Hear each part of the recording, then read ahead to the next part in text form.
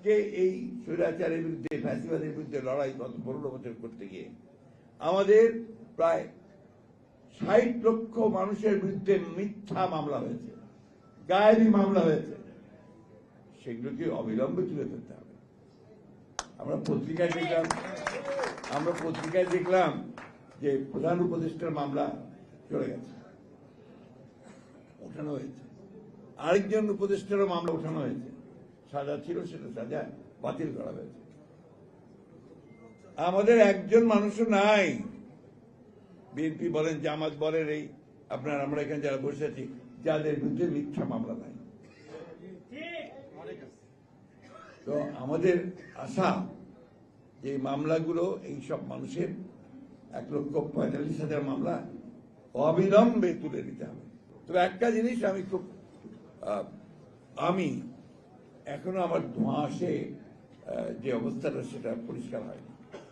কারণ আমরা আশা করেছিলাম যে প্রধান উপদেষ্টা মহোদয় তিনি একটা রোড ম্যাপ দেবেন। সেই রোড ম্যাপটা আমরা কিন্তু ফর ট্রানজিশন টু ডেমোক্রেসি, এটা আমরা কিন্তু ওনার বক্তব্যের মধ্যে পাইনি। রিফর্মসের কথা বলেছেন, সেই রিফর্মসগুলো কোন কোন বিষয়ে কোনটা রিফর্মস, তবে সেগুলো কিছু কিছু তিনি আভাস দিয়েছেন। আমি জানি এত অল্প সময়ে সবই সম্ভব না, কিন্তু সেগুলো সম্পর্কে একটা ধারণা থাকলে তাহলে আমরা আরো বেশি করে আপনার একটা ধারণা করতে পারতাম যে ঘটনা আসলে ভালোর দিকে যাচ্ছে। যাই হোক, আমরা আশা করি যে ঘটনা ভালোর দিকে যাক, এটাই আমাদের প্রত্যাশা। গতকাল যে ঘটনা ঘটেছে, আপনার সচিবালয় ঘেরাও করে আপনার আনসার এবং অন্য সব কিছু লোকজনদের নাম পোশাকধারী লোক, তারা গোলযোগ সৃষ্টি করে তারা সেখানে একটা সমস্যা সৃষ্টি করতে চেয়েছিল। ছাত্ররা সেটাকে নস্যাৎ করে দিয়েছেন। কিন্তু এটা কিন্তু অশনি সংকেত, এটা ভালো লক্ষণ নয়। অর্থাৎ যারা পরাজিত তারা এখন আবার বিভিন্নভাবে সেই চক্রান্ত করছে যে এই বিজয়কে তারা নস্যাৎ করে দেওয়ার জন্য। তাই জনগণের কাছে আহ্বান জানাবো যে আপনারা সবাই সতর্ক থাকবেন, এই বিষয়গুলোকে কখনই কোনো প্রশ্রয় দেওয়া যাবে না। আর আমি দেশের বিভিন্ন সংগঠন, বিভিন্ন প্রতিষ্ঠান, যারা সমস্যা আছে সব জায়গাতেই, তাদের কাছে অনুরোধ করব যে যখন ফ্যাসিবাদ ছিল তখন তো ধারাবাহিক কথা চিন্তাও করতে পারতেন না, কথা বলার সুযোগ পেতেন না। এখন সুযোগ এসেছে, সময় দিন নতুন সরকারকে, তারা নিশ্চয়ই এই বিষয়গুলো দেখবে এবং সেইভাবে তারা কাজ করবে। কিন্তু এইভাবে ঘেরাও করে, সচিবালয়ে ঘেরাও করে, বাধ্য করে কোনো কিছু আদায় করার চেষ্টা এই মুহূর্তে করবেন না। জনগণ সেটাকে ভালো চোখে দেখবে না।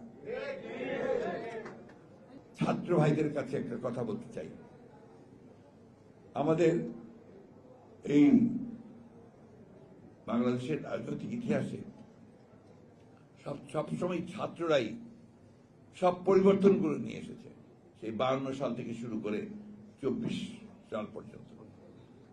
এবং এই পরিবর্তনের যে মূল ধারাটা সেটা তারা সেট করে দিয়েছে। সেই জন্য বাংলাদেশের মানুষ সবসময় ছাত্রদেরকে আলাদা চোখে দেখে, তাদেরকে সম্মান করে, ভালোবাসে এবং তাদের প্রতি আস্থা তাদের সবসময় থাকে। একই সঙ্গে আমি একজন শিক্ষক হিসাবে আহ্বান জানাতে চাই আমাদের স্কুল, কলেজ, বিভিন্ন শিক্ষা প্রতিষ্ঠানের ছাত্রদেরকে যে অযথা বল প্রয়োগ করে এমন অবস্থা তৈরি করবেন না যে সেখানকার প্রশাসন নষ্ট হয়ে যায়। আমরা দেখলাম যে কিছু কিছু স্কুল কলেজে বাধ্য করছে রিজাইন করে শিক্ষকদেরকে চলে যাওয়া, প্রধান শিক্ষককে চলে যাওয়া। এটা তো আপনার ব্যবস্থা আছেই, অভিযোগ করেন, অভিযোগ প্রমাণিত হলে নিশ্চয়ই তাকে সরানো হবে, কিন্তু তাকে একটু কাজ করার সুযোগ দিতে হবে। সেই সঙ্গে এই সরকারের কাছে আরেকটা দৃষ্টি তুলে ধরতে চাই, আমরা এই প্রশাসনে এখনো সেই সমস্ত ব্যক্তিদের দেখতে পাচ্ছি যারা এই ফ্যাসিবাদী সরকারকে মদত দিয়েছে, তাদেরকে সাহায্য করেছে এবং তাদের এই হত্যাকাণ্ডের সঙ্গে তারা জড়িত দিয়েছে। তাদের চেহারা আমরা আর দেখতে চাই না।